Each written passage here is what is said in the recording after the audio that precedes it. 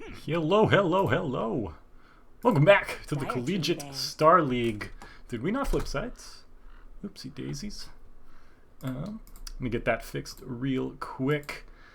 Welcome back to the Collegiate Star League. My name is Chaz. We are going into game number 2 between U of I Urbana-Champaign and Michigan State undefeated Spartan. Radiant team's turn to Game 1 was a doozy. That was the first game all season that Michigan State has dropped.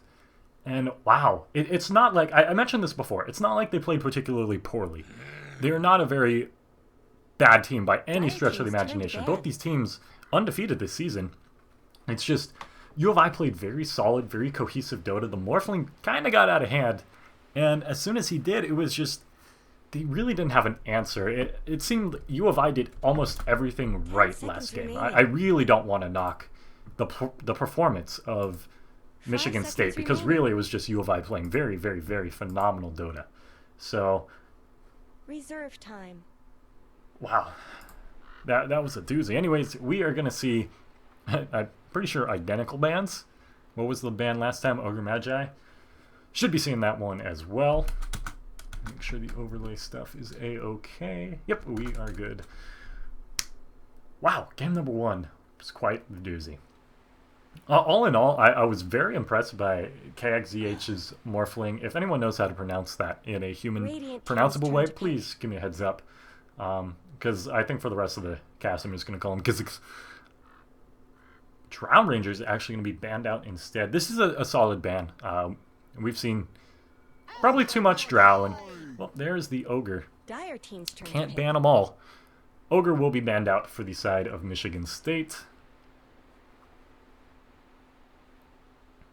Or banned out, picked up rather, for the side of Michigan State. I knew something didn't sound right about that sentence. Regardless, I'm expecting U of I to do something of the same. There is the Axe. What was the other first phase pick last time?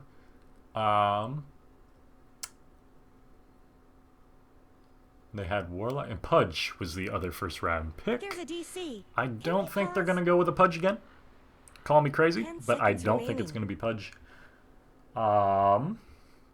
I'm more inclined to think they would pick up the Warlock instead, if that's what they were going to do. I feel like you're more inclined to ban out the Warlock than you are to ban out the Pudge next phase. The Pudge was definitely a good part of their success last game. He led to the dieback on the Shadow Fiend that really cost Michigan State the game, in my mind. And that was the kicker of the moment. But I'm not sure. There's a lot of room for U of I. Sniper first phase is some confidence that I don't think we've seen on any other Collegiate Star League team. Wow. That is that is definitely surprising.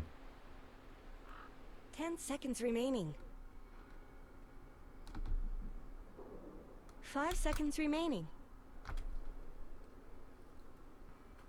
I don't really know why you would roll with the Dire team ban. I'm not sure why they would roll with the Sniper first phase. There's a little part of me in the back of my brain that says support Sniper. It's support Sniper. But honestly, I'm very confused by this pick. Just because this is traditionally a hero that you could just draft yourself into a hole with, especially like against the Storm Spirit. If they don't pick the most defensive of supports here, I don't know what U of I is going to do with the Sniper.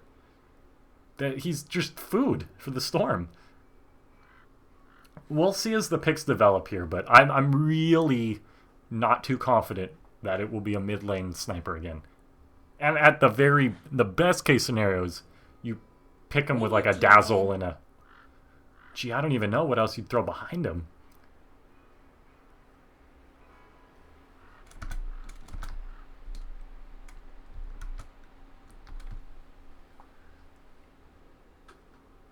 Seconds left. Decided? 5 seconds remaining. I'm expecting some pretty traditional bans to come out here. Probably some core stuff. Disruptor actually banned out. That's a decent one against the Storm, especially if you anticipate him just going to town on your Sniper. So I think that's fine. I think I would prefer to see some more cores banned out, though, from Michigan State. I feel like the support pool of Dota right remaining. now is so open that anything's really a good option. And so far, all of their bans have Radiant been team's turned supports, ban. so I feel like U of I's draft approach, outside of the sniper, which is kind of hurting my head, I feel like their draft approach has been safer, and dare I say better, thus far. Dire team's turn to pick.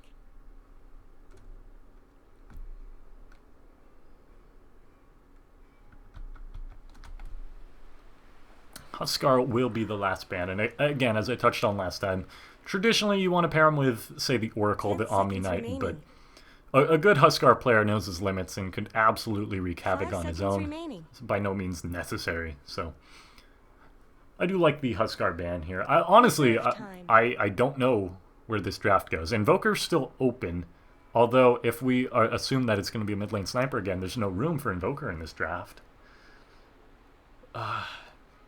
Seriously, my mind is... I'm trying to run through possibilities, because... Well, unless I'm just massively overthinking this, in which case I'll get lambasted in the chat, but... Essentially, they're down a hero.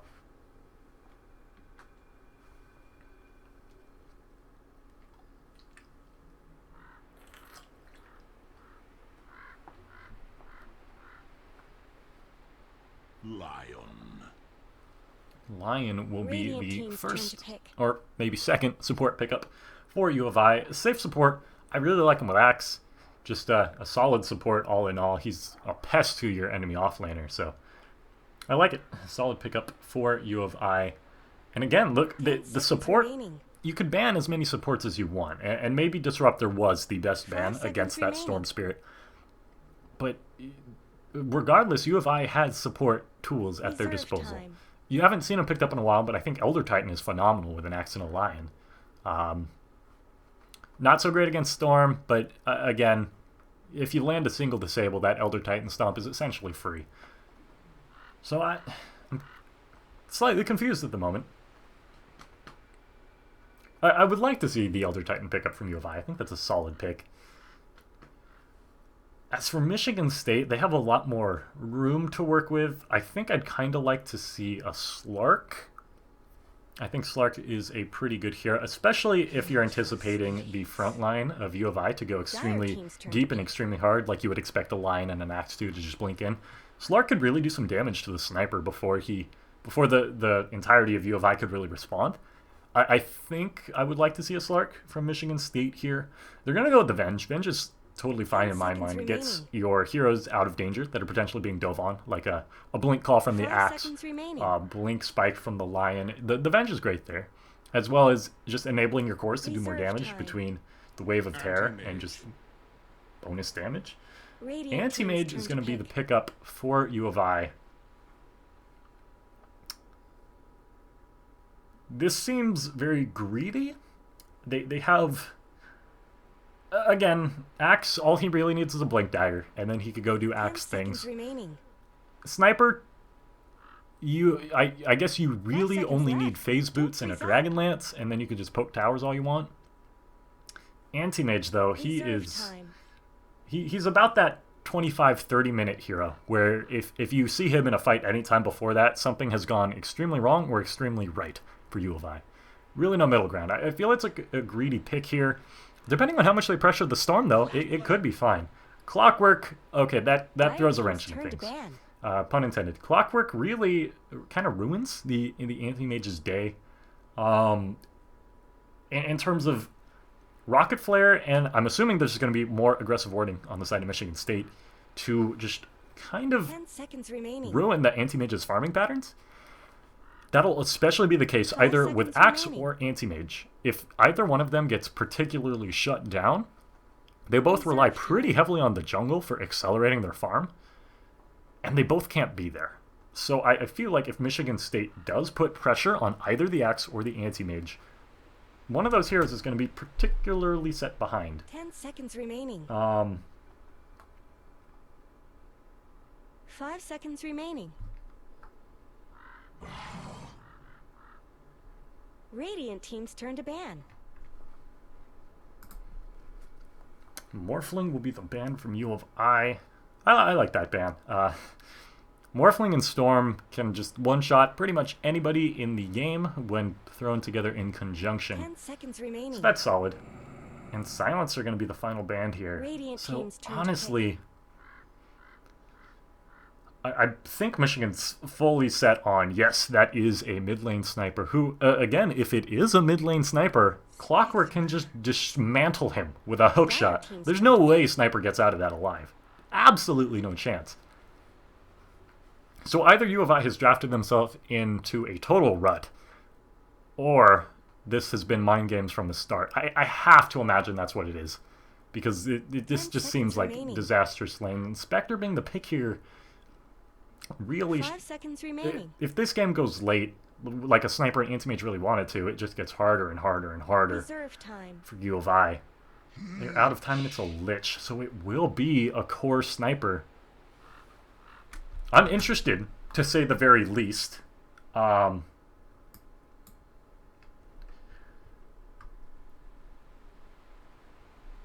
Let's see here, who's playing? The Sniper will be played by Noob again. Maybe he's their dedicated Sniper. They bring him in off the bench when they want to play Sniper. And it will be the core farming Anti-Mage, so... Wow, a lot of tools just kind of placed in the lap of Michigan State. Again, it comes down to execution, because they do need to punish the Sniper, the Axe, and the Anti-Mage. With a Lich in lane, it's going to be very difficult to punish the Axe. I'm assuming they'll go dual off lane, with Lich, picking off a creep in between the mid and off lane for him. But... 5 seconds remaining. a little bit confused. I am a little bit confused. Regardless, we are in game. Breaking us down one more time. On the side of Michigan State, we have Question on the Clockwork, Undecipherable Characters on the Storm Spirit, Fiora Hitler on the Ogre Magi, Hennessy on the Vengeful Spirit, and finally Mercy on the Safe Lane Spectre. Now on the side of University of Illinois Urbana-Champaign, we have KXCH on the Anti-Mage, 470 on the Axe, SU on the line, Potato Spirit on the Lich, and finally Noob once again playing his mid-lane Sniper. Now I will quickly do my auto exec, which seems to have turned off. And we are back. Sweet. So Ogre's actually going to get some camps blocked up here, which is pretty smart play. I think they're anticipating the Axe rotating in early again, as he did last time. Anti-Mage here, stopping any warding shenanigans that may occur. I don't think he will spot the Ogre. No, he did not spot the Ogre crossing over the river, so this warding mission will be successful. After all, he got some vision down for his mid laner as well. Conversely, also true for U of I. And this time, they were fully prepared for that camp blocking shenanigans part 2. This ain't no snowball fight. Opening rune will go to both mid laners, as is the CSL tradition. And it looks like Axe, they guessed correctly. Axe goes straight to the jungle, and he is going to be very upset at what he finds here. This is such great play, again, from Michigan State. We saw a similar thing last game, to where the Axe was denied his hard camp. And this time, they spent the sentry, didn't catch anything, and it's just wasted opportunity. They also bring Ogre immediately to the mid lane, anticipating Lich to be here.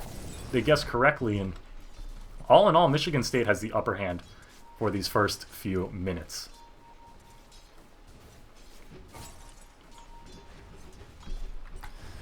Gonna be fairly difficult for Clockwork to get too much value out of this lane, although he does catch the Lion and expend some mana here, but Clock sitting on a good chunk of regen. Lion is not so lucky, and it looks like Venge is going to run all the way over. I'm not sure what her goal was there. Doesn't have a ward. Maybe just trying to scout out if the Axe is there, but that'll be the end of that. And oh, the sentry from Illinois misses both. That is incredibly detrimental. A waste of 100 gold, essentially just thrown onto the ground, and Michigan State really coming out with a decent lead in this early game.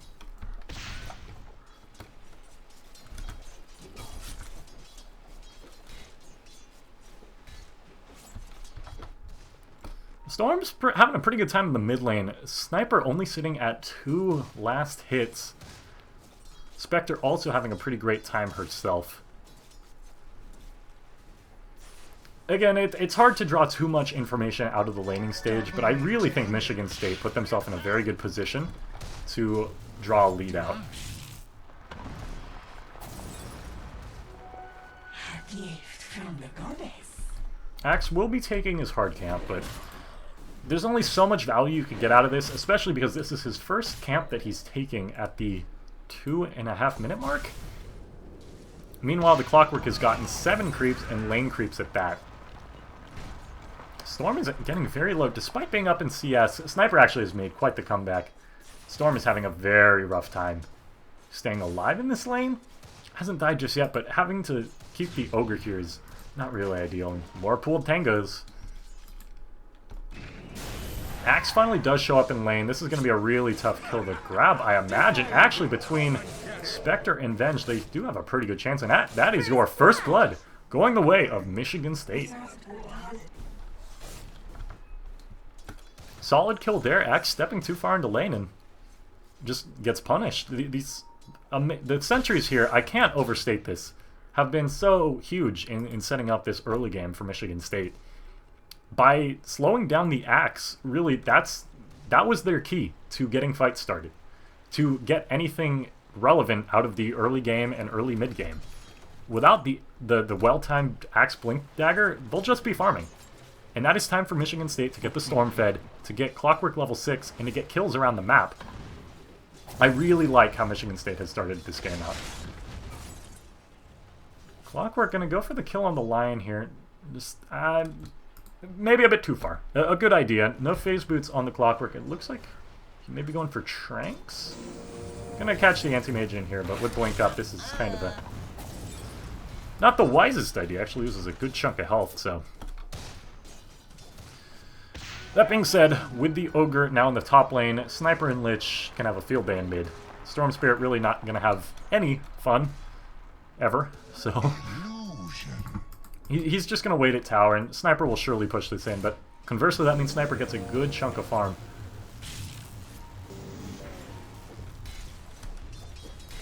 Avenge is going to catch out the Axe, might get a kill here. If she could pop the salve in a meaningful amount of time, that would be great. Just going to get spun on a bit, but Axe has cornered himself, finally eats the tree to get out. One more auto attack should do it. There it is, does not call for the armor. That'll cost him his life. 2 deaths on the Axe now, and he is far away from anything meaningful, although Lich will stumble upon her right now. Nope, she's out scot-free. Gets the last hit too, Swag walks away. What a player. So Ogre and Clockwork, I like the decision to bring the Ogre up here after all. If you leave the Lich and Sniper in the lane, worst case scenario is Sniper gets farm. Storm is playing well enough to where he's not going to die. So expending the Lich's time and XP being split between the two heroes there is a-okay. By bringing the Ogre up, you keep the Clockwork able to do these Clockwork things where he's just running at heroes, dropping cogs, being a nuisance. Oh no. So I like the play overall, and DC. having the Ogre here just makes it impossible for Lion to do anything meaningful. So all in all, Michigan State having a much better start than the last, and maintaining it. That is the important thing to note. Radiant's middle tower could use some help.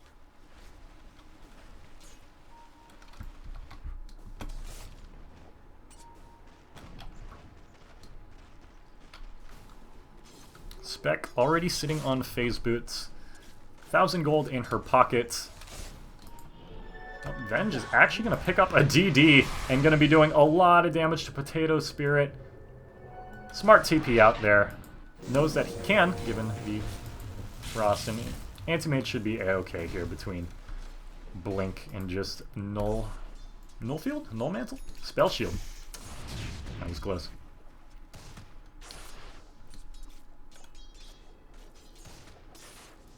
Ogre actually just stole the courier here. That was curious.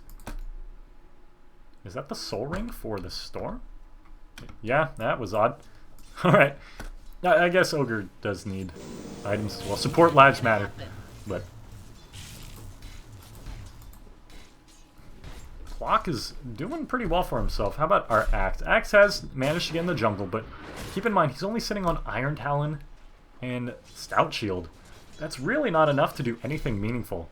2,000 gold away from being able to be a threat, and that's just too much. Now a good chunk of mana will be burned from the Anti-Mage. He still has Blink mana available. He's just toying with him at this point, and out he goes. We'll pop the salve.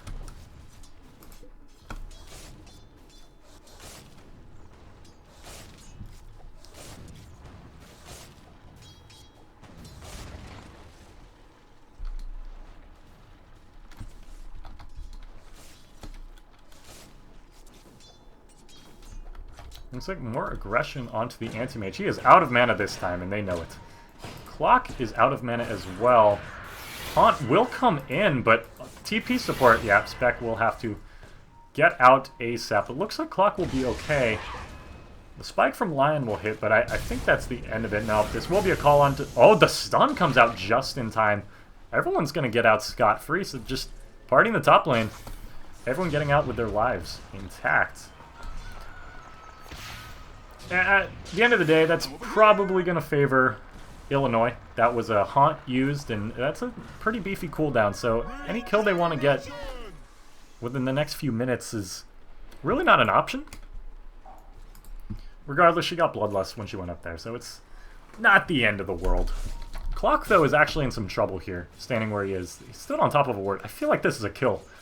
If someone just commits, this is a kill. We'll decide against it.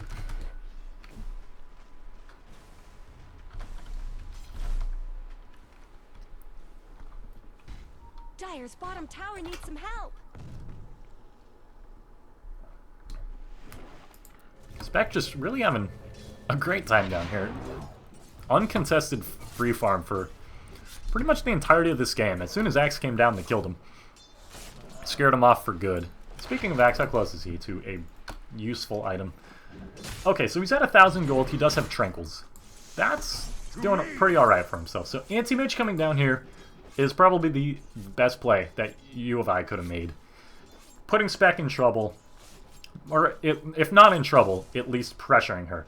Lich here is a nuisance for the Spectre. That's one less creep per wave, and that does add up. But she has such a commanding start thus far that I don't think it's really going to matter. I'm curious if she's going to go Drum first, because she definitely has the time. They're going to run into the Anti-Mage here. Stun him up if you want. I think he's just going to TP out. Although Storm is on the way. There is the stun. Ogre not committing for anything. And yeah, that's a really tough kill to try to get. So I like the discipline. No item commitment just yet from the Spectre. I think I would like to see drums before rushing the Radiance here. I think that would be... Especially now that the Clockwork has Hookshot available, that's pretty much a free kill on demand, and then any subsequent teamfight that follows would be more kills. Although Clock's in some trouble right now. Yeah, I think he has to just head to the hills. He'll just run out. He's going to actually run right into the Axe. Yep, that's a kill with the Haunt. The Battery Assault was launched beforehand as well, and they are going on to the Sniper who... Invis rune, good rune. Clock's just going to take CS and get out. I mean, why not, right? And that's a good kill for your Spectre. I mean, this Clockwork, all he needs to do is search for kills and call him out. And that's a kill. The Hookshot and Haunt have... Hookshot has half the cooldown of Haunt, essentially. So you could get, you know, a Haunt every second Hookshot. That's almost a kill every 2 minutes. That's really going to help accelerate them early. So I like how Michigan State has executed this first half of the draft. Top tower deserves just as much help as bottom.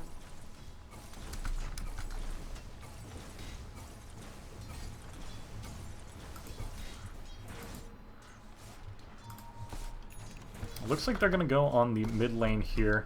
Stun out from the Venge. They're going right onto the Sniper. Good CC coming out, though, from the side of U of I. Fingered and dead. And there goes the Vengeful Spirit. That's a kill for the Sniper, and what looked to be almost assured turned into Chain Frost Extravaganza. Radiant's middle tower 2 quick is kills under attack. right up by Illinois, and that's really just what they needed. Spectre now looks like she is going straight for that Radiance. Not a bad pickup. That's quite a bit of farm. Haunt becomes terrifying. Radiant's middle tower shouldn't have to take Can't this falter abuse. for it, but I do feel as if the amount of time it will take U of I to become fighting threats Radiant's middle could have tower been is under attack. exploited by Drums. But again, moot point. She's going Radiance.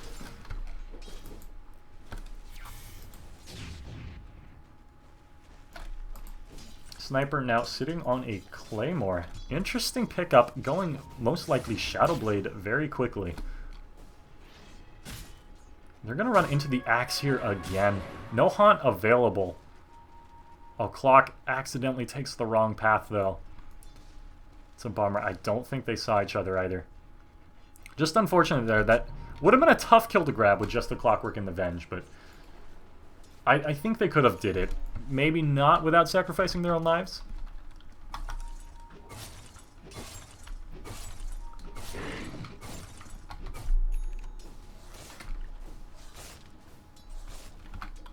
Blink Dagger now finally picked up on the Axe. Hard to say if it'll do anything meaningful, especially in regards to the Spectre. I think you really want to stop her before the Sacred Relic comes out. And she's already sending it to the side shop. Secret shop, rather. So, after this single creep, although this is warded by the Dire, if Anti-Mage chooses, he could pick this off. Nope, already flying down. So, that is the Sacred Relic on the way for the Spectre. Now, just Radiant's top tower is under attack. not too far away at all from the Radiance, so uphill battle for U of I. Can they keep up with the Spectre? The hard part about this is the Anti-Mage. How fast can you farm? He's sitting on the Battle Fury. Like, his Battle Fury's done. Skip treads altogether, given now his lane was also relatively uncontested all over. A fight in the mid lane has broken out. Then swap for this, I believe. They're going to pick up the Lion. No, they won't. The headshot will slow the Spectre. Now she's just in a world of hurt. We'll have to TP out. Should be fine. Ogre in an odd place. Double kill. Jams it in. And really, a misengagement there from Michigan State. A strong start has turned a bit shaky for him. And U of I has done a great job at dealing with this aggression, specifically in the mid lane. Anti-Mage doing what he can to farm up what he can, but with his team doing as much work as they are, it's really, the impetus is not on him. It's really on Michigan State to step up their game, as this Anti-Mage just kind of has his way. To take this abuse. The Shadowblade is now done on the Sniper as well. Really not used, I don't imagine, as Engage.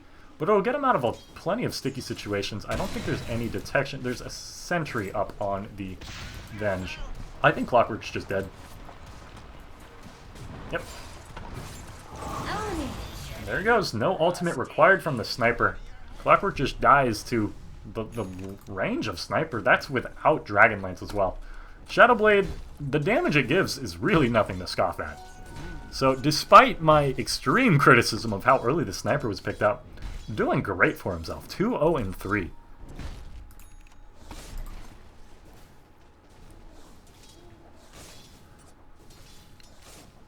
I think if you're at this point, U of I really doesn't need to worry about the Spectre. Yes, Spectre is one of the scariest late game threats in the game. Oh, she's going to run right into the Lich. If Venge gets here in time, which she will. Good ward from them, actually probably spots the Lich running in. Chain Frost will bounce, but too little too late. That was a cheeky swap, Venge. Very cheeky. They are pinging everywhere on the map. It's just a ping fest, although 3-on-3 down here in the bottom lane. TP support not coming in. The dunk comes out, and Someone better help that's Iron. about it. That's all she wrote. Although Haunt will come out. I'm curious, do they want the Anti-Mage or do they want something else? She will, in fact, go onto the Axe. The slow from headshot is ridiculous. Shadowblade, Finger of Death from downtown. Then, see you later. Killing spree. 3 for 1 in favor of U of I. And never again will I doubt Sniper. That was... The unspoken MVP for this game is headshot. The amount of times it has slowed a pursuing hero in order to get a kill is just ridiculous. That ability, this is like the new 17%, except it's 40. Good golly, I think U of I has broken the meta. Good news, only 12 more days. I think. Radiant's top tower. Something like that, Boston Major, please. Anyways, finally, if there's a bit of good news for Michigan State, it's that the Bloodstone is done on Storm. I feel like this is slightly behind schedule. Not due to his own misgressions, or indiscretions, misplay, what have you. English is hard.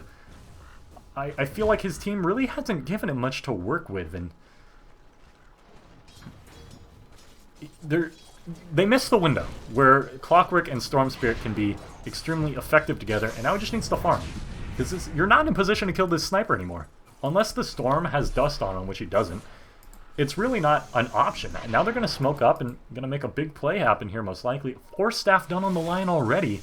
That's ridiculous. I really like the decision, too, to go 4 staff instead of something more greedy like the Blink Dagger. He could still choose to do so later, but it's just a great pickup. Oh, I believe they saw the smoke get popped.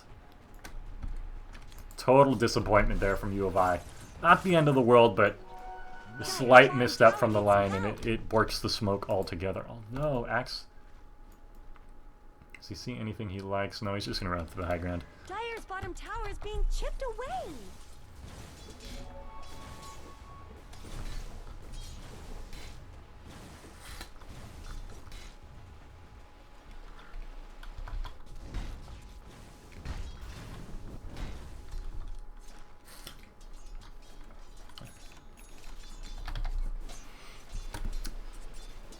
So, relative low in the action, but pretty good item pickups from Michigan State. Picking up the Blade Mail on the Clockwork, which just gives them incredible team fighting potential. Oh, they're actually going to expand quite a bit onto the Storm Spirit here. Clockwork's moving in as well. They smell blood in the water. I think, as I mentioned, Storm picked up Power Treads as well, so... Spectre also done with Radiance. This might be the time for Michigan State, should they choose to do so. Hook shot goes in onto the Lion. Does not pick him up just yet, but Dispersion will on the back line. All of U of I is low, and they are scattering to the hills. Axe will fall there. Spec will pick up the kill, but she might die on her own. She will. Sniper in a world of hurt. He's just dead. Double kill. 4 for 1. Dire's bottom tower has shattered. Going the way of Michigan State, and that is just what they needed. Nearly 3,000 gold change in favor of Michigan State. And that's really going to help get them back into this game. Can't really put... You can't overlook the anti-mage effect, where he can just farm up until that 25-30 minute mark and just take over the game. But until that point, it was U of I doing a great job, you know, staying ahead during the anti-mage farm time. I really like how they've played it thus far, and anti-mage is doing a good job staying relevant, but that one last team fight was a very big misstep. Great job from the Clockwork engaging that fight as he needed to, so... Michigan State, making a game of it.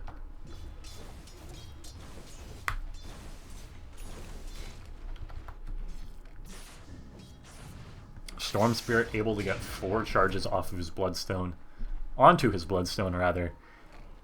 The more I watch Michigan State, the more I see why this team is undefeated. They are very convincing in team fights when they play cohesively. Last game it was just slight missteps in teamfight cohesion, and it just cost them. Now with the smoke of their own, they're going to try to find the anti-mage, and lost time. He's farming Ancients. This is pretty big deal. They do get a good ward. This ward catches vision of 3 camps for him, but oh, they're just very disappointing if you're Michigan State. That was a very good opportunity to get the anti-mage, who previously was farming that entire jungle for this entire time. Are those cracks in Dire's top So tower. no Dragonlance from the Sniper, period. And I do think I like this choice simply because the entirety of Michigan State's lineup is designed to engage upon him. That was an odd TP from the Clockwork. Although Spec is dove all the way into the backline. Hookshot comes in. Lion very low. I think you're okay giving this one up. 2 heroes down immediately for U of I, though, and maybe not as okay. Sniper doing a great deal of damage, though. There's Clockwork just dead. Dire's top tower. Oh, Snipe coming out as well. The call will prevent any shenanigans. Anti-Mage diving in onto the Storm. Not enough just yet. Blink up very soon. Bottom tower. One hit. Gets pulled in. Will he be unstunned in time? No, he will not. Oh. Axe. Radiant's bottom tower is under attack. Spectre, though, still has Radiance. Not going to pursue any further. At the end of the day, that's a 3 for 3. Bloodstone charges were expended there. Wow. PC crash. Nice. That looked to be a pretty good engagement from University of Illinois, rather. But just a slight misstep there, and the blink call onto, I believe it was the Clockwork, could have been a very good pickup. Stopping the hookshot before it happened would have been great. I believe Finger of Death was down during that, the start of that engagement, so I think losing the Lion there was okay.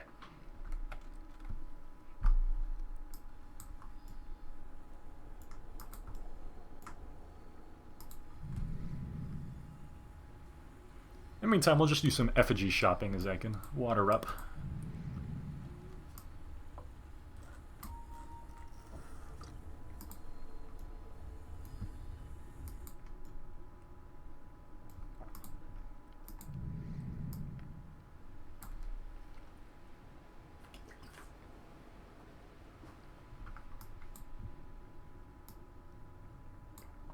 Are there only 3 effigies?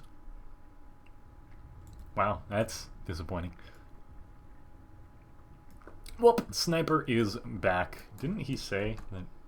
Oh, no, it was the Lion who said his computer crashed. Alrighty, and we are going to get back into it.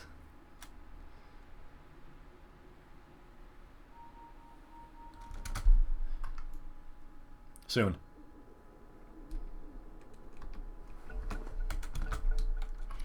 And we're Let the off. fighting recommence. So, yeah, the Radiant's last bottom team tower's fight, got really, problems. obviously not ideal for either team. Losing the Storm there, not the biggest deal. He did get a good chunk of Bloodstone charges before he died. That being said, he is back down to 12, so he's at starting territory again. Sniper looks like he is getting ever closer to the Manta. Radiant's bottom tower's got problems. Radiant's bottom tower is I really like his itemization. I know I mentioned this earlier, but there's really no need for a Dragonlance, given that a Storm Spirit, Clockwork, and Spectre can all pretty much stay on top of you simultaneously. So the Shadow Blade allows him, if not the only chance to escape, at least more tools in doing so. And the damage, again, is nothing to scoff at. Shadow Blade is a very strong item. Someone better help Dire's middle tower.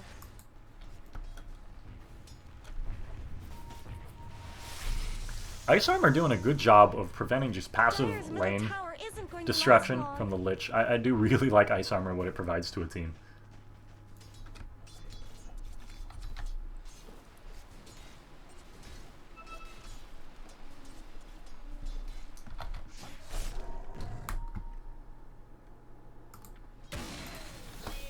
Anti-Mage done with the Manta. Again, not quite in fighting shape yet. I feel he needs to grab one more item before he's raring to go.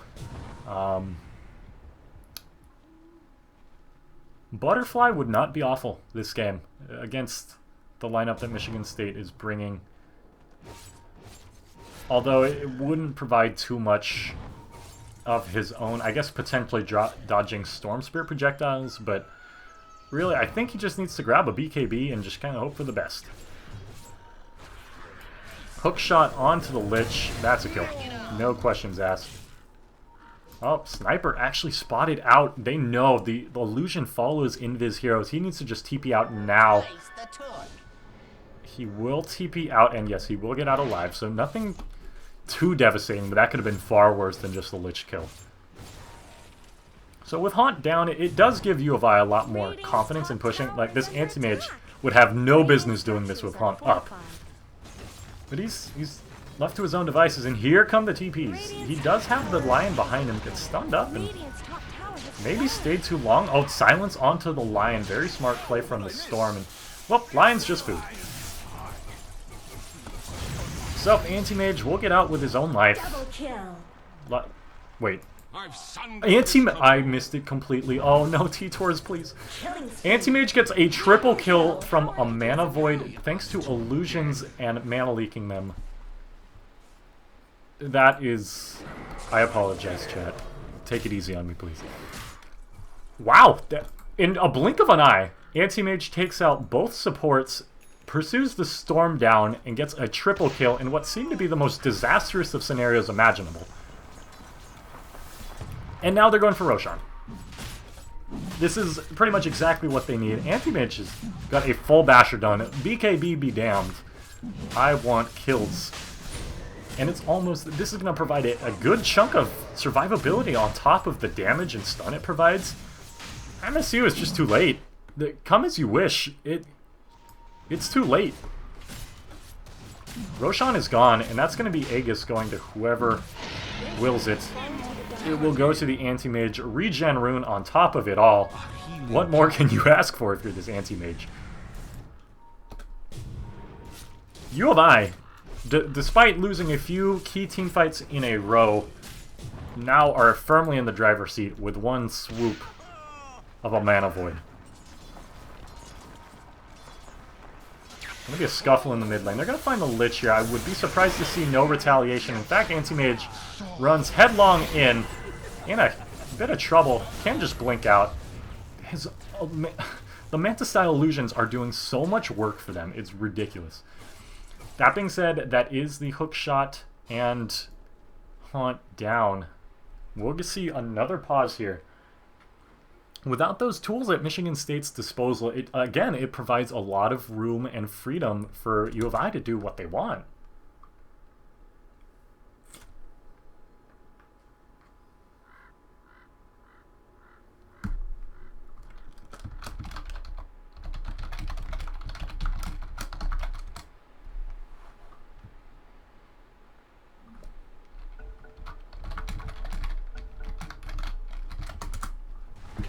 And we are back.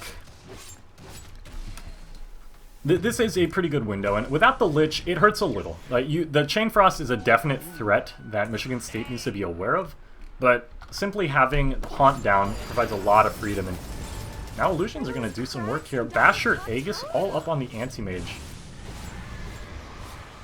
Yeah, he's just whacking at the tower, gets it down to half health, and Storm's going to do what he can to draw pressure around the map, which really is the best option. Having Storm sit here really doesn't accomplish much. Looks like he should get this tower as well, if not on this wave, then the next, but you're going to lose a tier 2 tower of your own. Dire's top tower is under attack. Radiant's middle tower has fallen. Looking for me? So the tier 2 tower will fall for the side of Michigan State, but again, Storm doing his own thing up here should result in another tower. The question is, how much does Michigan value their tier Dire's 2 top tower? is under attack. Axe will actually fall back to defend the tower, so this tower very well may stand. And with Anti-Mage not sitting on that much health, they may want to consider how they do this. Battle Fury regen is fine, but this time around they don't really have the luxury of lifesteal or any solid way of regenerating health. Like last game they had the Lincoln Sphere, and I guess Battle Fury provides something similar, but it's much longer, and this Anti-Mage just can't really heal up to full given that he skipped the Vlads.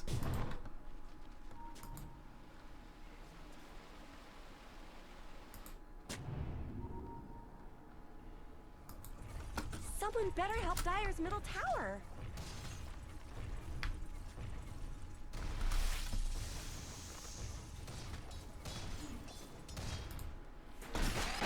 Hook shot on to the Axe. Oh, the Force Staff from the line to get him out, but suddenly the whole team has arrived. And that is 2 quick kills for Michigan State. Anti-Mage actually might get caught out here at very low health. Ogre just needs to stun. If any reaction is coming in, this will be another kill unfortunately for them, Haunt was already expended, or this would have been a free kill. Bit of a bummer, but again, Anti-Mage doesn't have the best way of regenerating health, and I believe Aegis will be expiring. Oh no, it's still a minute and a half out. Top tower. Anti-Mage is really free to just Dire's poke top this down. tower is gone. Just a cold Radiant's middle tower shouldn't have to take this abuse. Drawing back some pressure. Storm is here again. This is still Aegis. Is that Abyssal? Holy smokes! Such Abyssal was done and Storm is gone. There used to be a Storm here. Goodness gracious. This Anti-Mage is a highlight reel. He is a living highlight reel. Radiant's bottom tower is under Storm attack. expends all of his mana going deep on an Anti-Mage, which normally wouldn't be an issue, just given how you could zip around him and potentially dodge the mana void, but the Abyssal Blade says, good day, sir, and wow.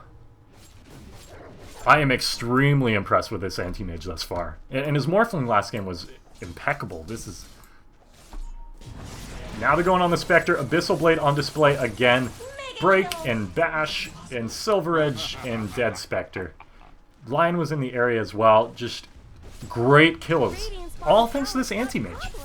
Everyone else on Michigan State just has such a firm grasp on the lead, and then Anti-Mage has arrived in full force. Someone bring out that I have finished farming meme from the ye olden days, but gonna miss a kill onto the Lich there. Sticking around, really probably expecting Michigan State to fall back and deal with this impending Anti-Mage push, but he still has the Aegis. I imagine, yeah, okay, now it's about to expire, so this is a very dangerous push to make. I feel they really need to be... There it goes. Aegis is down, and yeah, they will back up immediately. Even Axe sticking around is a bit ballsy, to say the least.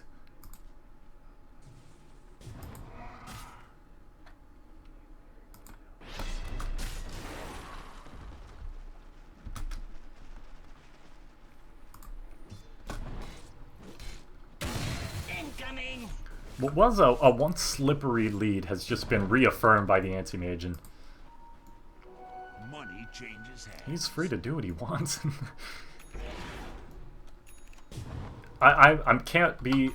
To this point, I haven't been really impressed by a player as much as I have been by KXZH. This is just such phenomenal play thus far, and currently in the running for my band gaming MVP for this series. Like, just Radiant's top such a tower is performance under from him. attack.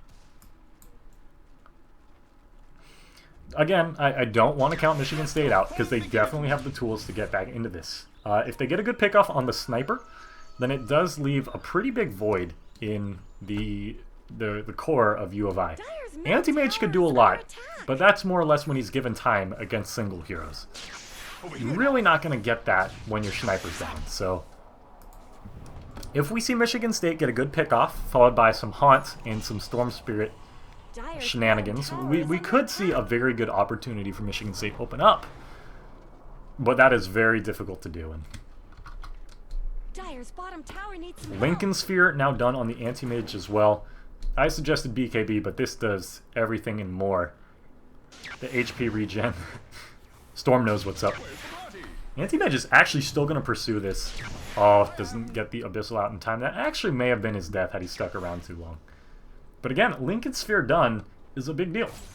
That's more HP regen, more damage, and spell block is nothing to scoff at. So the itemization from both teams I've just been impressed with all day. You could tell that these teams are undefeated, and why.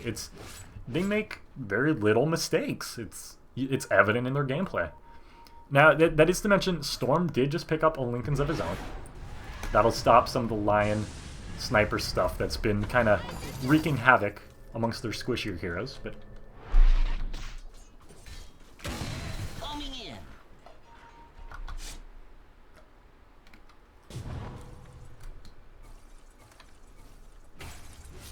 Dire's middle tower is under attack.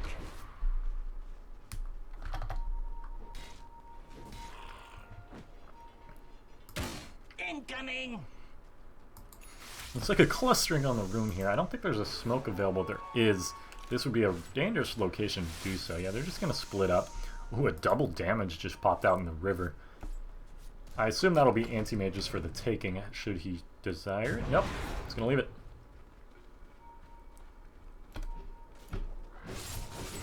Radiance burn. Sniper is in fact going to take the double damage. Nope. Bottom tower is being chipped Yep, away. no, anti-mage will take it. Double damage. Dire's bottom And he's tower just is been under given more attack. and more and more time to farm. He still has another damage item left in him, and Clockwork lucky to get out with his life there, Dire's but bottom tower is being chipped away. sitting on a wand still, this anti-mage still has so much more room to Radiant's top grow. tower has looked better. This is an uphill battle through and through for Michigan State. I don't know how your game plan is to kill him Deserves just as when much help as A, Bard. he's doing this, and B, think of how much you have to expend to whittle him down at all. You need to kill the sniper, as I was mentioning. Yeah, that TP was instantly shot. Dire's bottom tower needs some help. Instantly shut down. And he just blasts his way through a full tower. He has ice armor as well from the Lich. Just as much help as bottom. Incredible. Radiant's top tower Now, has Storm fallen. is going to get a tower of his own, most likely. I can't imagine he goes home without it. Yeah, the catapult will finish it up at the very least, but the Dire's real bottom talking tower point has was just fallen. anywhere anti-mage is on the map, you need to be elsewhere. I think is the moral of this story. Because for the time being, you cannot fight him. Radiant's top tower has looked better.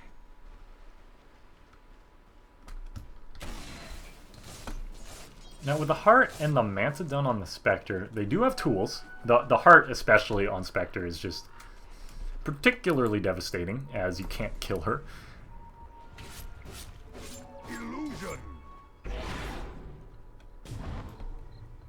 Now, Anti-Mage without TP is somewhat of a vulnerability, although... Alright, yeah, I guess just want to do some damage and then get out, but that leaves Roshan open for the taking, and again, Spectre is a factor. It's... Definitely don't want to count Spectre out by any means. But man, this really, I cannot state this enough. What will it take from Michigan State to get through this anti-mage? She's finished an Orchid. Now Storm is no longer the predator, Storm is the prey. Aegis on the Sniper as well is all the damage they could ever dream of surviving through a fight. Because, again, you're not going to kill the anti-mage. This fight could spell disaster for Michigan State, if not treated carefully.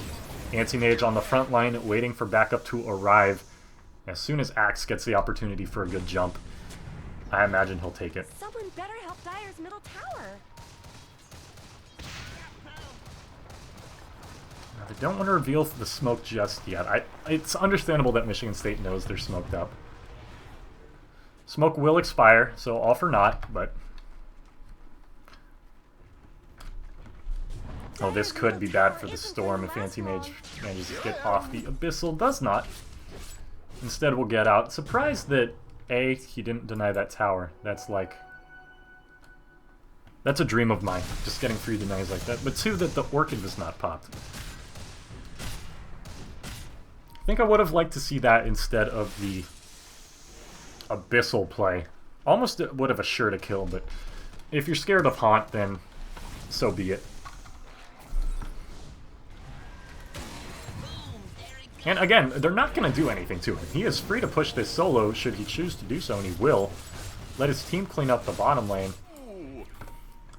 Someone needs to go back for the Storm, though. I feel it should be Axe. It will be the Lion. That's really not the target you want. Tis mine. And the Anti-Mage on the way. Yeah, Storm's just going to TP out. Again, possibly wasted time, although Spectre's actually in a world of hurt here. Although, it's probably Axe in trouble. Yeah, Sniper's dead. That is just Aegis. Oh, the dunk does come through. That is a big call on the Spectre, and Axe will get out with his life. Or he should. I'm not sure why he ran back in. Regardless, Spectre for Sniper, I think, is an A-OK trade. That is all the global presence in the world for Michigan State just evaporated. And now Anti-Mage could do his own thing. Yeah, you lost an Aegis as well. That's fine and dandy. But... Or Sniper, rather. That's totally fine in my book. And look, this is the death of Ogre. I feel he could have went in on that. He had teammates around. Probably a bit too risky, and you could afford to take it safe. Burn Spectre's buyback if you push down the bottom lane. The Axe living there is the saving grace of that last engagement, but the fact that it happened is great news for them. Fortunately, Anti-Mage will not catch the Storm this time around, which is probably the biggest disappointment of all of this. The fun begins. And the slow split push game continues.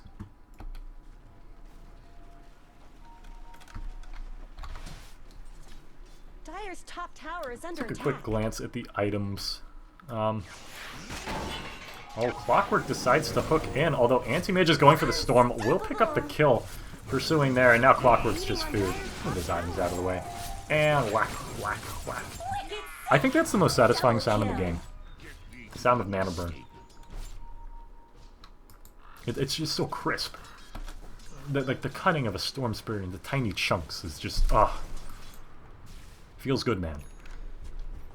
Lotus Orb now picked up on the Axe. That is a very good pickup for him. Removing any disable, especially on like the Sniper, who's especially vulnerable, is a very good pickup. And nothing else he really could have grabbed outside of maybe BKB would have been too immediately noticeable. So I really like that pickup from him.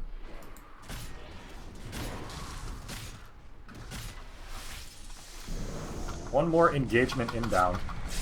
Radiant's top tower deserves And this is just going to be a free tower. Again, what are you going to do? If you're Michigan State, this Lord Magina doth finished farming. Where did Radiant's middle tower go? And yeah, you just have to really concede this. Haunt will come out, and Spec goes onto the backline very smartly. Anti-Mage doesn't care. He's going for buildings, although his life is in danger at this point. Silenced up, Manta's it out, Force Staff into the call. Shane Frost is doing absolute work. Hex down onto the Spectre, but really that's all you could ask for if you're in Illinois. And yeah, they'll back out. Probably losing a bit too much there. And the Spectre Spectre did everything she needed to there. By going in on the backline, she drew the entire attention of Illinois, which in turn left Anti-Mage all alone and very susceptible. Yeah, he got out in the end, but that's to be expected. He's a very durable hero at the moment. I think that was one of the best reactions we've seen from Michigan State pretty much all game.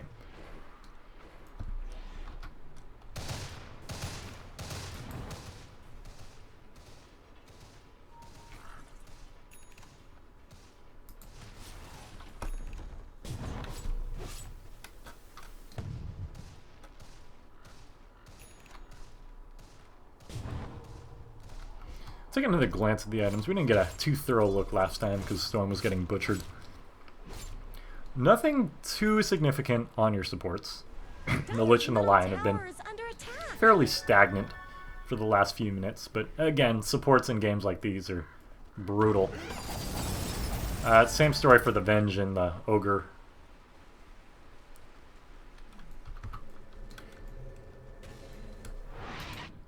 Anti-Mage, now with Boots of Travel, this guy is quite farmed. If he finds the Storm again, that would be disastrous. He's going to decide to farm because Dota.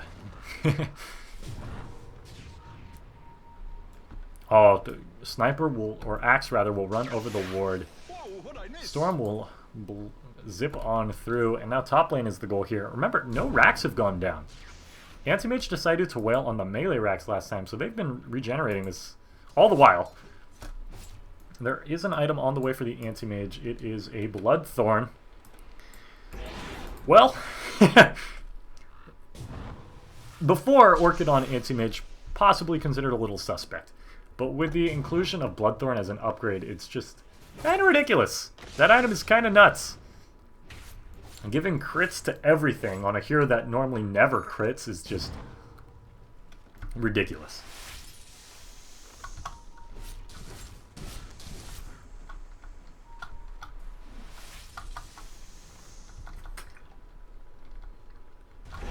He's got enough in the bank as well to support buyback. I think Boots of Travel 2 are on the menu as well. Yeah, he could go bots 2. Not really immediately an issue, but Remember, this push last time ended poorly because of Haunt in the smart play. Oh, Clockwork going in very deep. This may be bad news for Illinois here as Chainfrost comes out doing good damage, but Anti-Mage just lost a lot of health already. I'm not sure he could sustain this if he decides to stay here longer. Lotus Orb is dropped on him, and Axe was able to stay alive long enough. Dunk on the Venge, and with Storm and Ogre up yet, that will be the Axe going down, but they still have enough damage on the side of Illinois to continue chasing this. Silence into Snipe is good night, sir. And yeah, Illinois could continue to push this if they so choose. Buybacks on 2 cores, sure, but there's the first, there's the second. Get out. That is A-okay.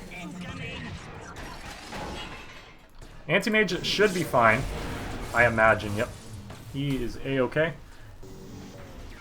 Although, up, Storm going all the way, but the Lincoln Sphere.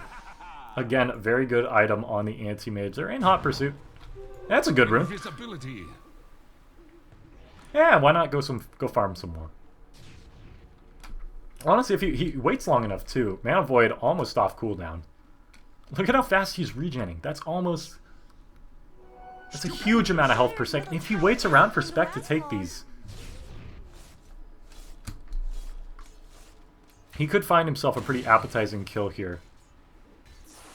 With Clockwork in the area, it's a bit harder of an option here, and only a quarter of the duration left. He's just going to go for it. Pops the Lincoln with the Bloodthorn. That's probably not what you want. Now he's in some trouble. Hexed up. Stunned down.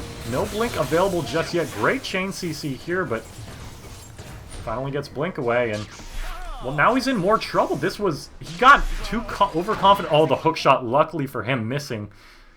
Blink in 2 seconds, he should be okay. Remember, Clockwork does have Aghanim, so he's not out of the woods just yet. Lion needs to be a bro and block this for him. Nope. Okay. Oh, Lion will die trying to be the good guy here, presumably. Nope, okay. We outie. All in all, that would have been disastrous had the Anti-Mage gotten caught there. That was just a bit too greedy, and we've seen very conservative play from him this game, not really pushing the limits of the hero. Decided to go for it and almost paid a huge price. Yes, buyback is available, but that's really, you don't want to be expending it on your own mistake. You really want to be expending your buyback on something like when the other team jumps you as 5, not your greed and over jealousy. And now a BKB picked up in place of the Battle Fury. Storm zipping on through. It's back in Fountain.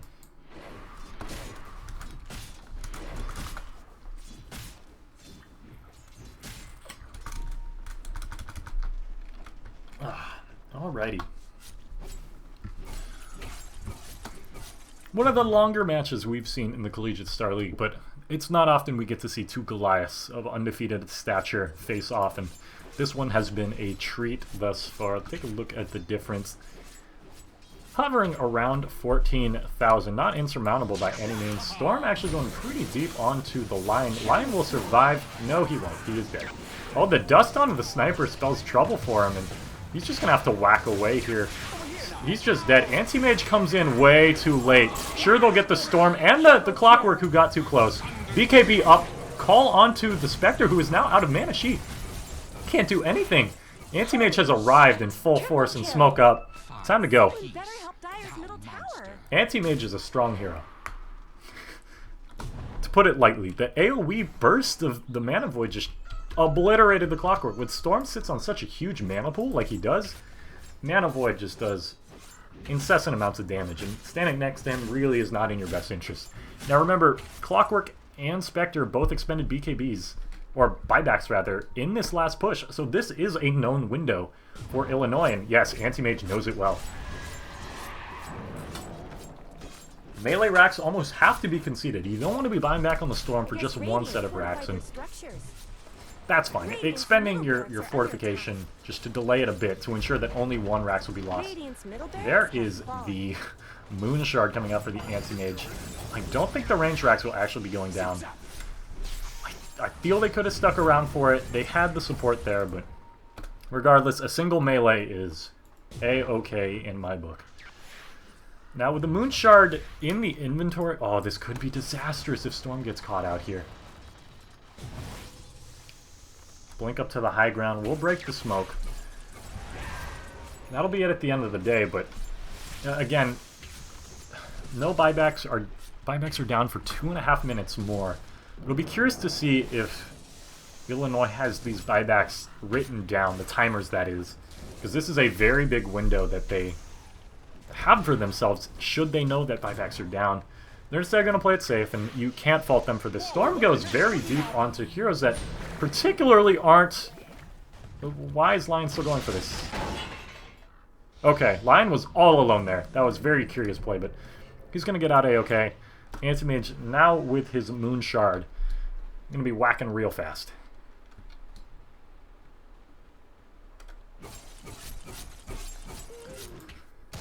He is quite the threat. And Sniper still not quite as far. Obviously, Anti-Mage is quite the farmer. Buying gems. What a guy. The ultimate team player. Sniper still not sitting on Boots of Travel. Ideally, you would really like your Helm of the Dominator to either be a Satanic or, you know, not a Helm of the Dominator at 50 minutes. So we'll have to see what he decides to go for next. I imagine buyback's a priority, so that'll most likely be farmed up instead.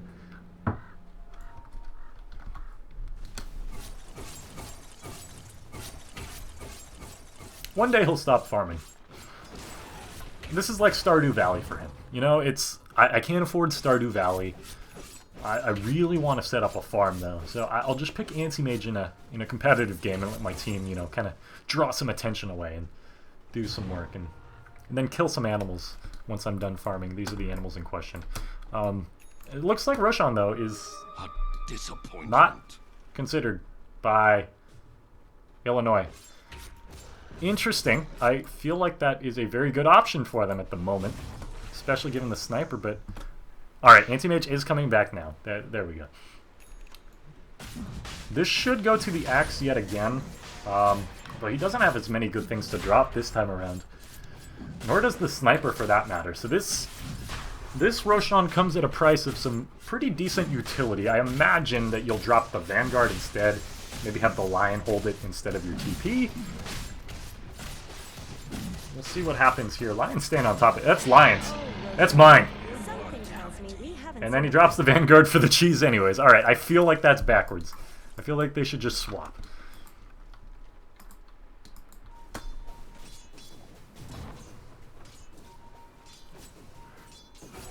Arms for the dead. So Axe did just TP to the top lane. That does slow down what they're... Oh, the hook shot missing here. This does prevent what... Oh. Sniper got body blocked there. The Aegis is already down on the Lion. Anti-Mage is doing his best to just take racks, and that's the play. That is really what he needs to do. And losing two heroes like that is just silly. When you have the Axe just instantly go off and split doing his own thing, it's just not an intelligent play from them. I don't know what the goal was there. They're gonna have the Anti-Magelets whack on the tower, but I really disagree with having Axe TP out there. That was one of the better chances they have. Not really to winning a fight, but setting up a one fight. And yes, I will concede, Anti-Mage did get range racks. But should you win that fight, or at least come out even, I guarantee that Anti-Mage could take any racks he wants in a 2-on-2 situation.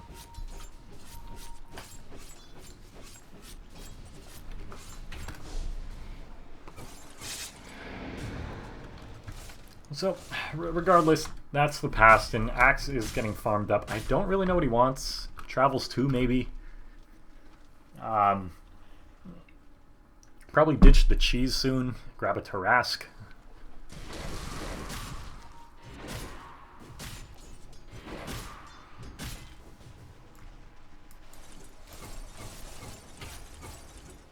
Anti-Mage is a monster. Good lord. So that is Boots of Travel now on the Sniper, so much more valuable. He has the gem in his stash. I don't think there's any room on any valuable heroes. Again, the supports just really aren't getting enough. The Ghost Scepter on the Lion's fine. It should help against the Storm and the Spectre. But I don't know. I feel like these supports should have a bit more. Let's compare to Michigan State's, who don't have much more. I guess that's just the fact of being a support in games like these. Wards are announced, and smoking up for a kill here is actually going to be devastating because Anti-Mage is just going to wail on this tower. They need to send heroes back. They're just wasting time. Radiant's top tower I has don't know what the goal is here because that's a tower down. That's a range rack's down. He's just going to BKB up and go to town on it. We'll blink out, but if Venge decides to chase, could swap. That's just range racks for free. Sure, he BKB'd. If that was what you were aiming to get from that smoke, then mission success. But honestly, that was not ideal by any stretch of the imagination by Michigan State. As soon as you see him up there, I feel you need to TP back. Regardless, that... Oh... Axe went for something a bit manlier in a stature than a heart, and that is the Abyssal Blade. It gives more lockdown on the blink call. If he lands it on someone crucial like the Storm, that's great. What's not great is losing your Lion here, and oh, this could be a decent pick-off, although Anti-Mage, again, objective-based gaming just goes for the base, although he's in a world of hurt. Chain's stunned up, he's gonna die. That's the Anti-Mage dead. That is a very big deal. They lose Lich in the meantime. He buys back for it. Boots of Travel 2 onto the Storm. They will pick up the Storm Spirit. He does have buyback, though. Not the most priority kill they're looking for, but if Axe could find the Clockwork, and they will. Anti-Mage is just going to wail on the Venge. Clockwork's still in some decent trouble here. I don't believe he will die to the Battle Hunger. Really just needed to let that fly, and there it goes. Will finally pick up the kill. Buyback expended. Anti-Mage in trouble again. Remember, he bought back for this. This could be disastrous. Oh, a good call will allow Anti-Mage to escape. Sniper having free reign to wail on heroes, and now this is a buyback on the Spectre as well. This would be disastrous if she died. Oh, that was not buyback. Pardon. She still has her buyback. Sniper is down. Anti-Mage will be the lone survivor. At the end of the day, it was just the Ogre and Storm who bought back, not the Spectre. Had Spectre bought back, that would have been far, far, far worse. Just this Anti-Mage has been able to slip out of the grasp of Michigan State time and time again. And now, wow. We are 7 slotted on the Anti-Mage. I guess 8. Moonshard's an item. Having Refresher for the sake of having Refresher. I mean, he doesn't have buyback. That is down for him for 5.5 minutes. So, might as well spend that gold. Honestly, what else does he get? He kind of needs the BKB and Lincolns. The Manta and Bloodthorn are core to his damage, and Abyssal helps him pick off the Storm and the Spectre when they arise. Refresher's probably the best option he has. Might as well have Mana Void off cooldown. He's just going to farm up most likely. I don't imagine he just runs in gung-ho for the building. Although he is hovering. He's going to find the Storm. Oh, doesn't go for it. Clockwork does manage to latch on to the Lion, who is almost surely dead. There is the Fish, stun to follow. Lion, he's now scot-free. Nope, hook shot again. That's another quick kill. The rest of his team was actually falling back to defend their own base due to Anti-Mage's presence in the top lane, so Clockwork being able to finish up that kill on his own is a pretty big deal.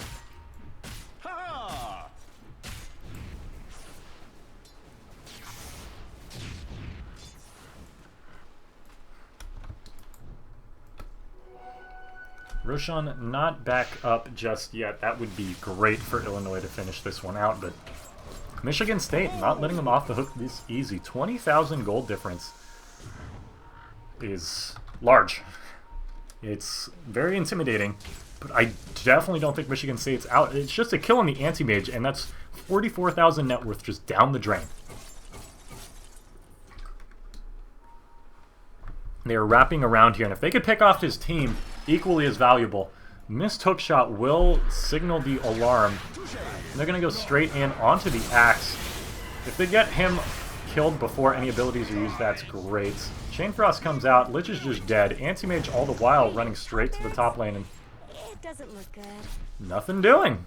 A great set of pickoffs from Michigan State. And Radiant's bottom this tower game is gets under attack. much harder the longer it goes on. Spec, again, she's still not full build. I hadn't even realized she's almost... Okay, she's very far behind Anti-Mage in net worth, but who isn't?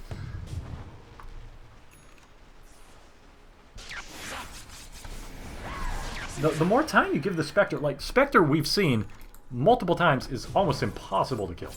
It takes the Axe, the Sniper, and the Anti-Mage just wailing on her for a full few seconds, and then what? Not much comes of it. So, getting her any more items than she already has would be disastrous. And she still has room for a full item with Boots of Travel on the menu. She does have buyback, and it's 2,000 gold plus the death cost, so that's 2,500 she has to save away. But that's still a lot of room for growth, and if you're UIUC, you're happy with what you've done, but you really cannot be complacent. There's much more to do. Mega's in the mid lane, great. Or Supers, rather. And then Supers in the top wave being ranged, that's okay. Not ideal. Anti-Mage is doing what he can, but what's he going to buy? This Anti-Mage is as scary as he's going to get, unless he changes his mind drastically on an item and goes, I don't know, Heart instead of something else. This is just a very difficult game for UIUC, because every time Michigan State gets the jump on them, they just lose 2 heroes and that fight's over.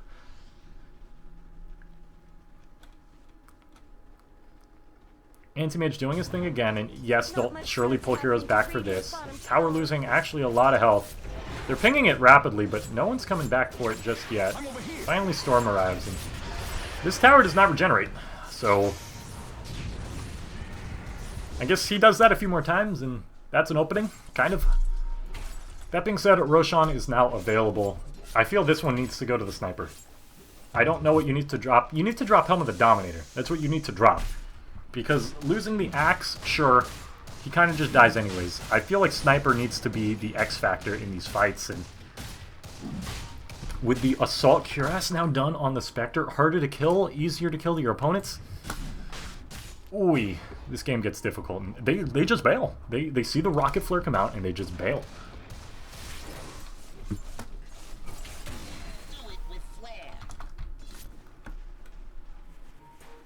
Anti-Mage has a lot of creeps to his name. Currently sitting at 827. See, we could get the full array here. That is more than the rest of his team combined almost twice over.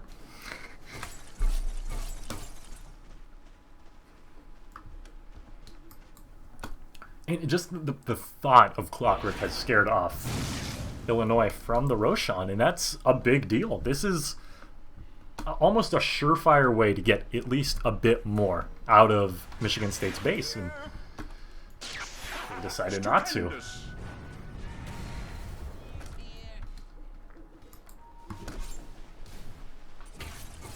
At the end of the day, all this work that Anti-Mage doing is more or less in vain. He could push the waves up as far as he wants, but someone from Michigan State will always come back. And then what? Look, the Spectre Illusions are going to clean this wave out before, you know, blink your eyes twice. That was a horrible analogy. This is a TPN from the Anti... Radiant's top barracks are under attack. I don't know what his game plan was. He is in a world of hurt now, and I don't know what his game plan was. Barracks are going to blow over. He went straight for the racks and is forced to burn his BKB for naught. Okay, Haunt's down. Radiant's top barracks That's a are under plus? attack. I don't know how I feel about that.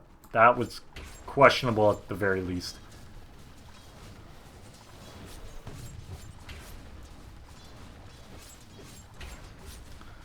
Regardless, this gives time for Indiana to finish off Roshan. And again, I feel this needs to go on the Sniper. Not the Lion, definitely not the Lion. Okay, they're going to put it on the Lion. And I guess they want him to get a finger. I can understand that rationale. but I feel like that should be more on the Lion player's mind than the goal of the Aegis. The goal of the Aegis really, in my mind, should be to keep the sniper alive, and they're just not doing that. The Storm has arrived, now Axe is in trouble. Hook-shotted, stunned, silenced, dead. He has buyback, but these are not kills you can afford to give over. Michigan State is just doing a phenomenal job of chipping away, ever so slowly, at this lead developed by Illinois, and they are exploiting it fabulously. Like, all this work that Anti-Mage is doing is effectively ruined when you lose a hero, because we know for a fact he cannot push solo. I think he actually just dominated a creep to help him push faster. This is incredible. This is the depths that he is going to help end this game. They're beating on Dire's top tower.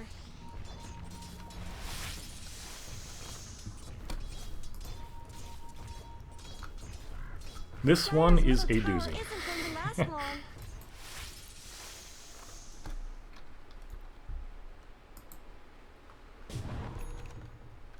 Tis mine. The Aegis is up on the Lion, I guess. Okay, this could be a nice kill. No one's in position. Alright. Very slow, methodical gameplay from both teams, and about what you'd expect.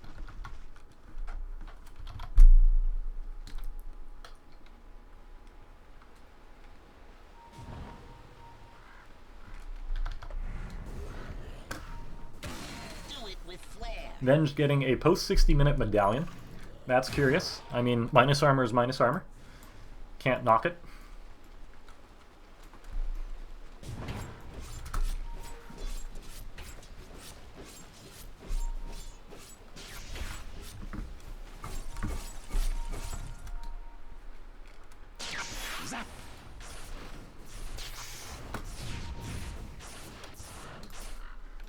This game is a doozy.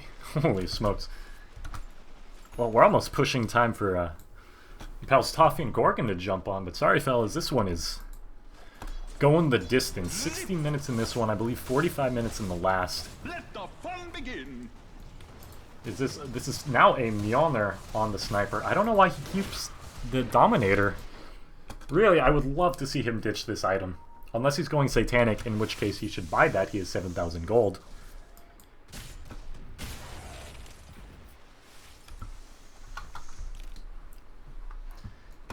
The ever so scary Lion Aegis will expire in 2 minutes. Michigan State has been playing this game so very well. I don't think I could iterate this enough. To be down to an anti-mage who has just been wreaking havoc this game, to, you know, pulling it back and just holding such a commanding lead over every other hero in the game is very impressive.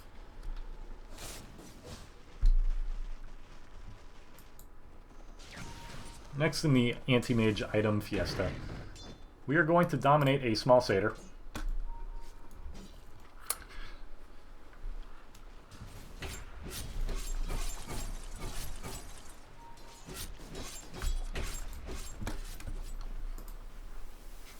Lich has been sitting on this point booster for as long as I could remember, and I don't think he'll ever finish the Aghanims. He totally could do if he just took some time to farm up a little. Not that Aghanims would really do too much good for him, but...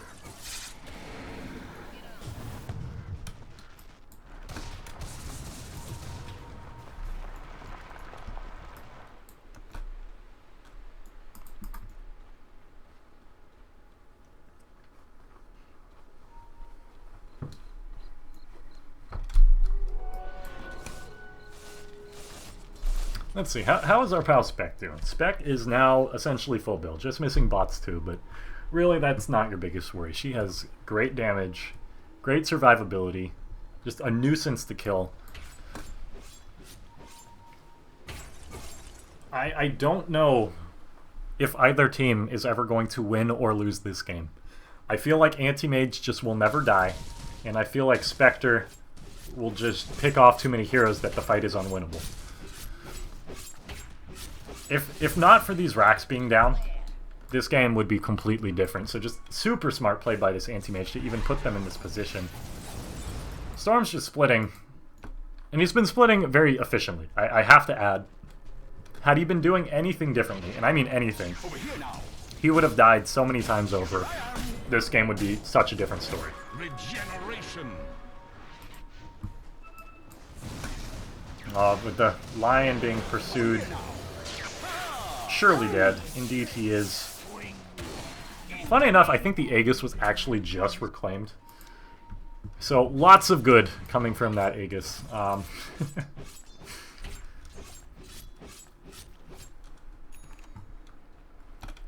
BKB now picked up for Axe. Talking about this a bit earlier, I don't know what item you really get as an Axe to become more impactful after you already have your Blink, your Force, your Lotus. The Abyssal was an interesting idea because it does give him some survivability and then more lockdown. But BKB is just... Look, if you weren't survivable enough before the BKB, at this point of the game, you won't be any more survivable after the BKB.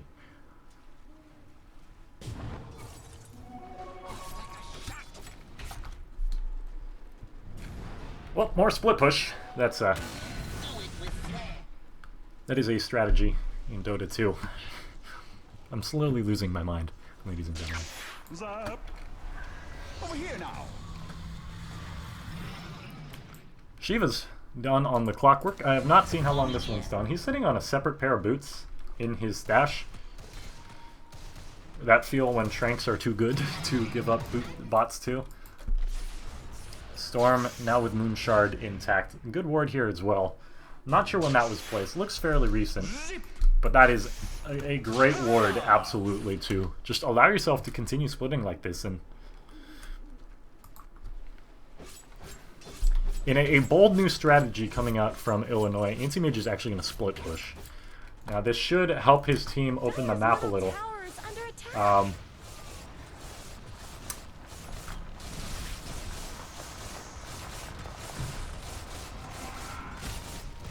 Okay, so that's bots 2 on the Storm. We'll just watch this. This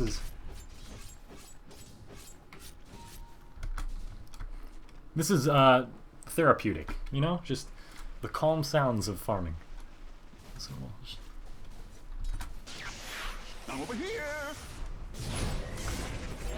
Oh, action! They're going on the Storm. Oh, the bashes! Finally, a kill. I was actually tabbed out and we got a kill. Yes! Okay. While that's good news, that is not the end-all be-all. So little action has happened that Storm was still sitting on 12 Bloodstone charges. Fancy that. So this will actually be a fairly long respawn. Keep in mind he does have buyback, so all of this is essentially worthless. Now, Anti-Mage is very clever and somehow snuck that Centaur into the base. So he does have a TP target should things come to it. Now he's just hitting buildings. His team needs to really help him, and soon, because he's just gonna die. There he goes. He will buy back. I'm curious on... He's going bot lane. Storm will buy back as well, so really nothing really lost. Yeah, Axe is gonna die here almost assuredly, but... Maybe? Oh, gets the blink off. TP. Can he get out in time? Oh, the first hit bash. 25%, pretty good odds. Although with Anti-Mage buyback down, we're probably looking at another 6 minutes. When I think back to other long games that I've witnessed in Dota history, I think of the Korean cast of TI3. If you haven't watched that, please do after this game. But not while watching Toffees or Gorgon. Those guys are wonderful. Instead, just watch those when you get a free moment. Sometime tonight or whenever you need to smile. Because, yeah, that's what this game reminds me of. This game reminds me of Koreans. And, listen, if you've seen the video, you know what I'm talking about, but it's hard to talk. Bathroom break? Is this a bathroom break? Please enjoy this view of Spectre while I use the restroom.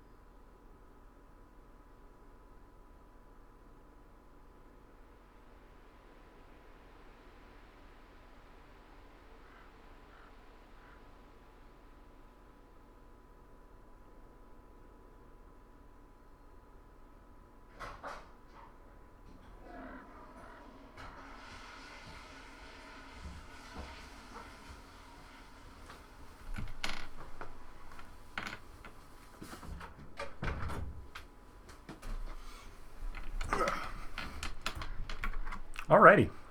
So,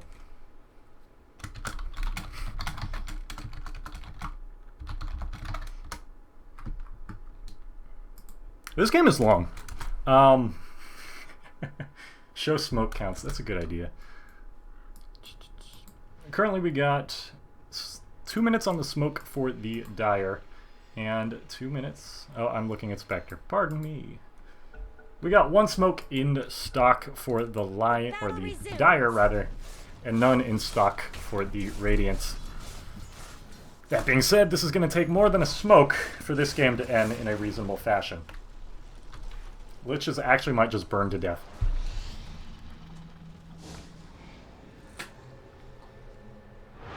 Will TP out. He's still sitting on 4 items, one of which is a consumable. So you could say he is quite farmed.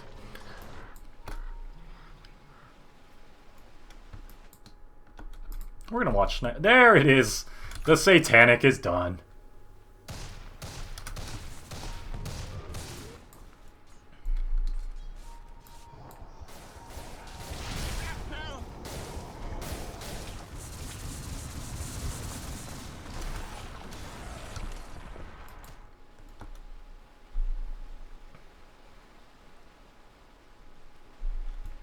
So just to fill the time, just to give you some...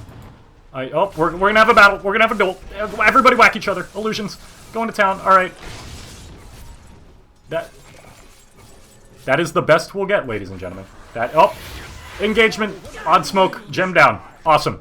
All right, we back in it, boys. We have some gameplay. No, we don't. They're gonna split again. Okay. Back to the original point I was gonna make.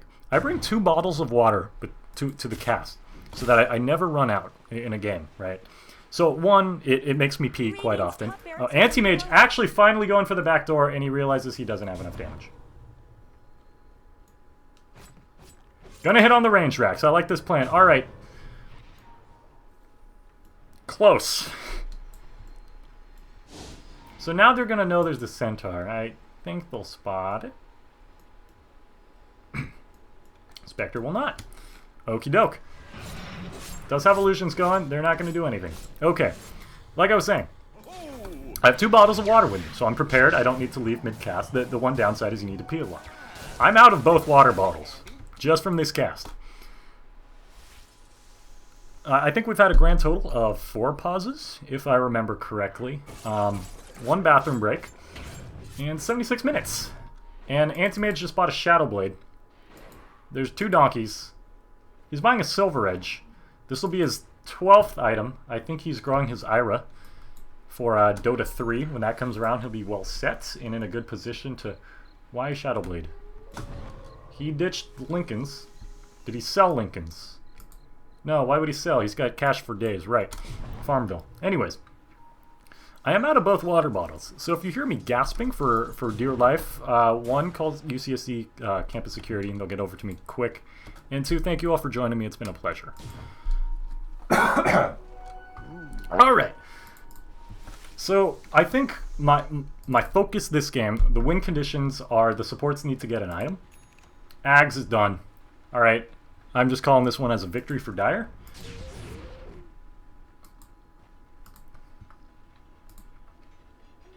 Oh, I do like the Solar Crest pickup on the Vengeful Spirit. It does allow for some very... Okay, well, this one's going to bounce for quite a while. The Solar Crest allows for the Venge to be more obnoxious. Alright, that was some solid bounces. I don't think Ags did anything, but hey, we take those. Oh, Storm wants this spawn. Okay. I'm just going to kill that illusion real good.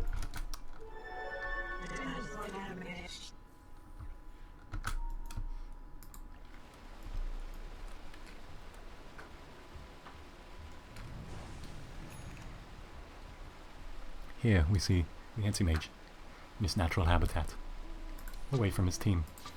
Patiently wait. I can't actually spectate him when he's in the trees like this. You hear that sound? Oh, it's because it thought he was dead. Never mind. Alrighty. How did that happen? Did a courier die? Did they lose a courier? Oh no, they're integrating. They've become 1. How many is that? 2? I think that's 2. Might be 3. Regardless, Roshan's up. That is an option, but I don't think we want to see a third Lion Aegis, so they're instead going to choose to push the bottom lane. I like the thinking here. This is solid. He's currently got more items in the stash than I usually have in a normal anti-mage game, so that's cool. He's farmed. He's very farmed, and they're going for it. They're going for it. Here come the TPs back. You ready? And 1, 2, good. Now they'll back up. It's like a dance. Late game Dota's like a dance. You have to haunt. The haunt comes out, and it looks like Axe is in a good chunk of trouble. Yeah, he's just dead. So we're gonna focus on the Spectre in the backline. She's actually stunned up, hexed up. Oh, finally Lion gets the finger up, but she's not dead just yet. Will finally die in the end. Lion is dead. Buyback from the Axe, buyback from the Spectre. Down goes the Storm. Mana Void doing a good chunk of damage. Chain Frost comes out. It's Aghanims, baby. 2 dead, no buyback on the side of Michigan State. Clockwork buying back now. Venge in a world of hurt. Gem up on them, I believe. Well, won't even matter. She runs under a ward. Oh, the great call onto the Spectre as soon as she relocates in. Sniper's going to town on the backline. Now, this is a world of trouble for Michigan State. No buyback on the Spectre, and Storm finally has to buy back. And the Lord hath delivered me an ending. Maybe Storm is here. He's arrived. Anti-Mage not in fighting shape just yet. He will go in finally on the Storm, who's stunned up. Although Anti-Mage in trouble. Clockwork doing what he can. Clockwork is dead. Storm, last one alive. And finally, the racks are exposed and for the taking. No buyback available for Michigan State. And 80 minutes. Good Lord. We have made it. Please end the game. Hit these things. Hit this. They're going for the sure win. Buybacks or not, they want total annihilation. All racks are down. That's Megas. That will be the 2-0 victory for the University of Illinois, Urbana-Champaign. This one. Hit it.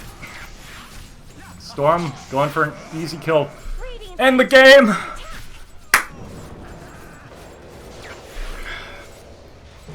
GG. In what was quite possibly the longest 2-0 I have ever seen in my lifetime, one undefeated giant walks out of this, and that is the University of Illinois. Such a fantastic game from them, and my MVP for the series, my banned gaming MVP, KXZH. What a phenomenal player. And his GPM in an 80-minute game was 936. You couldn't stop this guy. Farming the entire game with multiple deaths, multiple buybacks, he still had over 900 GPM. Just phenomenal play. And I have to give props to the Spectre, who just very smart play calling throughout the entire game, keeping their team in as long as they could. The overlay is still on, isn't it? This is what Dota does to your brain, children. What a series. And I am very impressed by both teams here. Regardless, I have to wrap it up as Toffees and Gorgon are waiting for you all at the 7 p.m. game. So thank you so much for joining us tonight, and we will catch you on the flip side. Thank you so much, everybody, and please do go enjoy Toffees and Gorgon in the next cast. Hang tight, and I'll see you all later.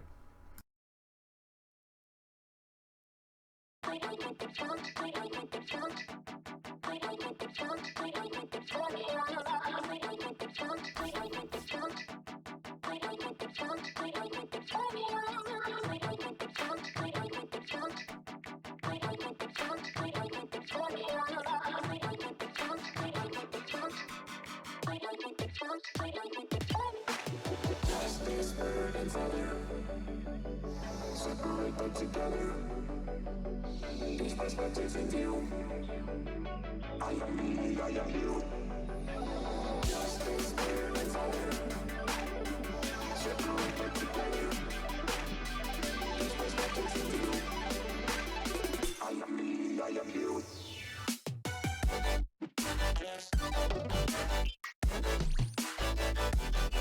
I am you.